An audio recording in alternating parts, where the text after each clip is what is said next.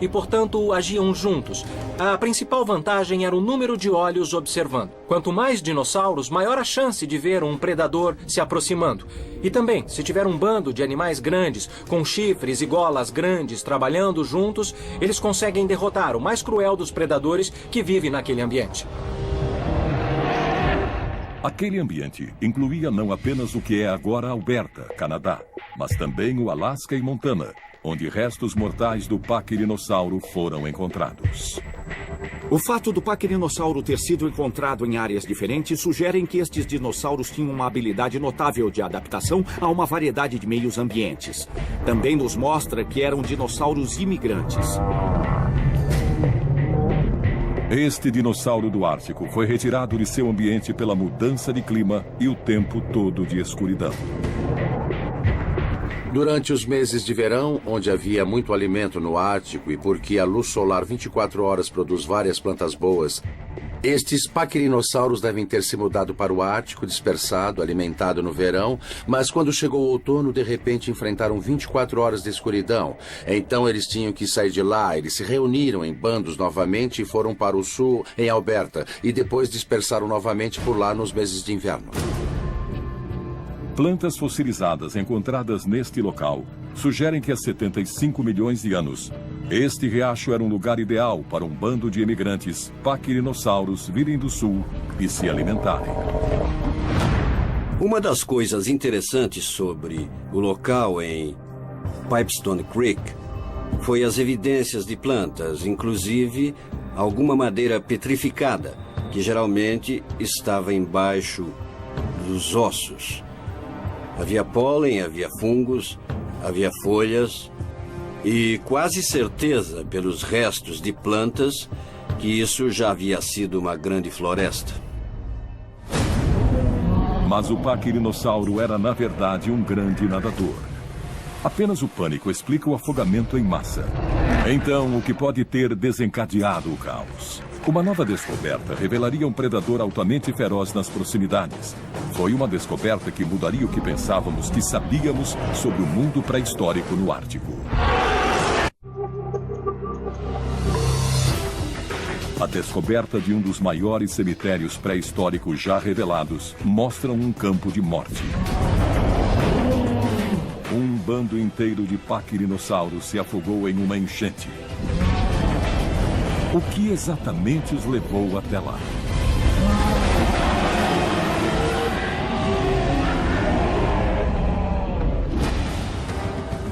Primeiro, cientistas encontraram ossos de paquirinossauros que continham longas fraturas em espiral, indicando que haviam sido pisoteados em uma debandada de pânico. E então eles encontraram a resposta que estavam procurando. Enterrado entre os ossos, havia os dentes de um predador. Era uma espécie de tiranossauro.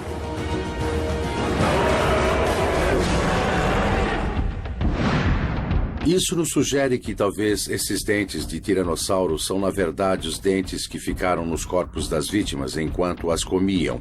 A última linha de evidência veio dos próprios ossos, porque começamos a encontrar marcas de dente de tiranossauros nos ossos ceratopsianos. Então não resta dúvida alguma que os tiranossauros estavam mesmo comendo os corpos dos paquirinossauros logo após a morte deles. Uma inspeção detalhada do formato dos dentes e o número de marcas apontaram para um membro da família Tiranossauro que foi responsável pelo ataque. Foi o predador mais mortal dessa época, Albertossauro.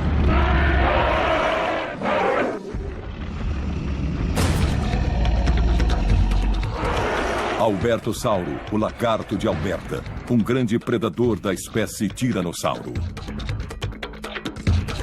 Esta ameaça carnívora viveu alguns milhões de anos antes do seu primo maior tão conhecido, T-Rex.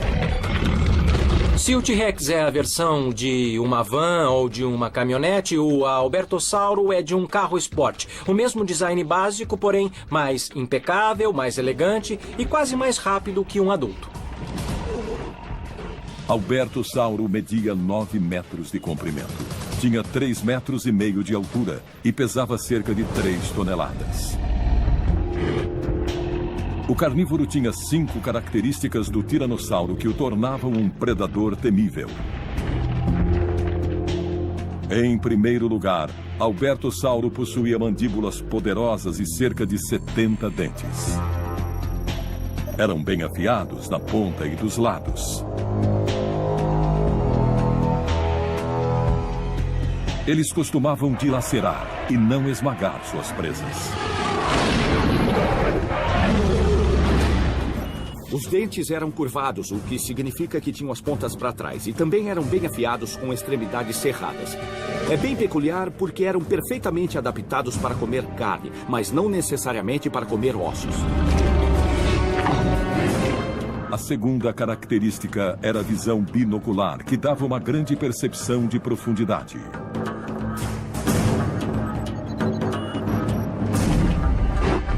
O tiranossauro, como o albertossauro, geralmente tinha uma visão definida como muito boa. Uma parte bem importante disso relata como o labirinto e os detectores de movimento da cabeça se relacionam com o sentido de visão. Isso nos mostra que o tiranossauro, assim como o albertossauro, conseguia mover os olhos, a cabeça e o pescoço rapidamente para ver a presa. A outra característica era um par de braços pequenos, mas poderosos. Apesar dos braços do albertossauro serem pequenos comparados ao tamanho do corpo, eles tinham muito músculo. Isso significa que os braços eram bem fortes, mas a função deles é um mistério. Deviam ser usados para segurar a presa enquanto a boca e os dentes faziam seu trabalho ou deviam ser usados durante a reprodução. Além disso, 2 pernas longas e musculosas feitas para perseguirem as presas. Alguns estudos biomecânicos estimaram que os albertossauros conseguiam correr cerca de 48 km por hora. Isso é quase a velocidade de um leão. O albertossauro provavelmente era bem veloz, na verdade. Apesar de terem vivido em épocas diferentes, poderiam ter superado o Tiranossauro Rex. É que eles tinham uma tíbia longa e metatarsos longos também, em comparação ao tamanho do fêmur. Era um animal bem veloz. E também Albertossauro utilizava uma cauda longa e fina para manobras fáceis. Essa cauda funcionava como um contrapeso para que pudessem mexer a cauda de um lado para o outro enquanto corriam, e isso os ajudava a virar. Nós vemos isso hoje em animais modernos, como os felinos. Quando eles correm, eles balançam as caudas de um lado para o outro, e isso os ajuda a virarem bem mais rápido. Com todas essas características de um tiranossauro, os albertossauros eram mestres na adaptação de ambientes diferentes. Muitos espécimes de albertossauro que achamos foram encontrados em apenas um lugar em Alberta, que era um litoral. Então sabemos que esses dinossauros viveram em um ambiente muito semelhante ao que vimos no Golfo Pérsico hoje ou no nordeste da Flórida. Mas temos espécimes de albertossauro de Montana agora que parece ser uma espécie diferente e que parece ter vivido em ambientes que eram mais de terra firme. Pode ser isso. Apesar dos albertossauros terem vivido em uma grande variedade de ambientes, na verdade, pode ter sido dividido em espécies diferentes e em ambientes específicos. Mas existe outra informação de como este predador viveu. Em um local em Alberta Central, Canadá, chamado Dry Island, foi feita a descoberta de vários esqueletos de albertossauros. Mostrou que este predador caçava em bando. Para poder entender os métodos de caça dos albertossauros, paleontólogos compararam o design do cérebro dele com o dos animais modernos. A estrutura do crânio do albertossauro mostra que o centro mais alto do cérebro, associado com a cognição e resolução de problemas, não é muito grande. Hoje podemos ver animais como os crocodilos e alguns lagartos predadores, como o monitor, que também não têm hemisférios cerebrais tão grandes, serem capazes de uma variedade enorme de estilos de caça. Então não é necessário ter muita massa cinzenta para ser um bom predador.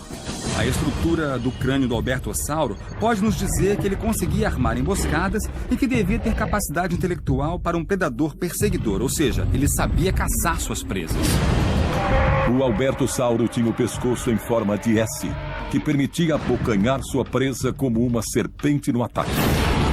Numa Numa luta, ele enfrentaria seu agressor e atacaria a cabeça primeiro com aqueles dentes enormes, agarraria a vítima e arrancaria um pedaço grande dela. Ele não tinha interesse em lutar, ele só queria causar um ferimento e deixar sangrando até morrer. Estudando o local em que estavam, os paleontólogos conseguiram localizar o Albertossauro porque, quando ele comia, ele quebrava os dentes. Quando os albertossauros comiam, muitas vezes, quando eles chegavam aos ossos, eles quebravam os dentes. Nós os chamamos de dentes partidos porque eles os quebravam quando se alimentavam. Quando encontrar dentes partidos em uma escavação, onde existia ossos roídos, é uma indicação clara que um carnívoro estava mastigando um osso. Não achamos os ossos do carnívoro porque ele não morreu lá. Se alimentou e se foi. O que deixou como evidência foram os dentes partidos. Cientistas também acreditam que os albertossauros devoraram o rebanho logo depois que morreram. Provavelmente depois que foram levados para a beira do rio. Quando toda essa massa de animais mortos ficou com odor e apodreceu no sol do período Cretáceo, isso atraiu todos os tipos de predadores, inclusive o maior carnívoro da época, o Albertossauro. Eles vão ser devorados e mastigados, e alguns dentes dele vão cair, porque os dentes dos dinossauros estão sempre se renovando através do ciclo de vida dele. Vão ser deixados junto com os ossos da carne podre dos paquirinossauros. Quando encontramos todos os dentes quebrados do Albertossauro em Pipestone Creek, isso nos mostrou que o Albertossauro estava caçando, como qualquer carnívoro decente faria. Era uma caça que não ia reagir. Mas isso só explica o resultado do que aconteceu em Pipestone Creek. Foi como um filme de desastre pré-histórico. O mundo do dinossauro do Ártico estava desmoronando ao redor dele, e predadores gigantes impediam qualquer fuga. Ele só tinha uma alternativa. E isso chocou até os paleontólogos mais experientes.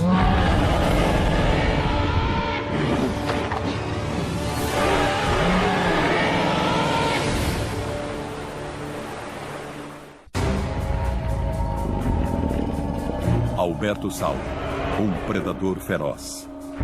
Paquirinossauro, um aríade pré-histórico. Dois titãs do período Cretáceo se aproximaram enquanto o mundo do Ártico chegava a um final violento. Os paleontólogos estudaram os restos mortais para descobrir novos fatos surpreendentes. Os paquirinossauros e albertossauros eram ambos bem grandes, e esse tamanho imediatamente confere uma força fora do comum. Nenhum deles era um animal delicado, mas comparando os dois, o albertossauro era com certeza o mais delicado. Tinha pernas realmente compridas e ele só andava nelas. Consequentemente, o albertossauro estava sempre correndo um grande perigo, e isso era realmente catastrófico. Porém, o paquirinossauro era um quadrúpede, era um animal mais compacto e com uma estatura mais forte do que vemos no albertossauro. Os albertossauros eram precursores do T-Rex. Tinham braços mais funcionais, mas a cabeça era menor e menos poderosa. Ele tinha que usar seus braços relativamente curtos para ajudá-los a pegar uma presa, um método menos eficiente. Os albertossauros tinham pernas longas e finas, com patas que absorviam o impacto. Deve ter sido um dos animais bípedes mais velozes da história do mundo, pelo menos para animais grandes. Os paquirinossauros nem tanto. Devia ser tão rápido quanto um dinossauro quadrúpede, mas nem chega perto do que o tiranossauro deve ter sido. Existem duas formas de locomoção nos dinossauros. Tem o bípede e o quadrúpede. Os quadrúpedes, como os paquirinossauros, andam nas quatro patas. Essa postura dá a eles a vantagem de serem mais estáveis, principalmente quando eles têm que virar bem rápido. Mas os albertossauros são bípedes, que significa que só andam em duas patas. Isso dá mais velocidade a eles, mas menos estabilidade ao virarem rapidamente. Ele podia virar tão rápido quanto um elefante moderno.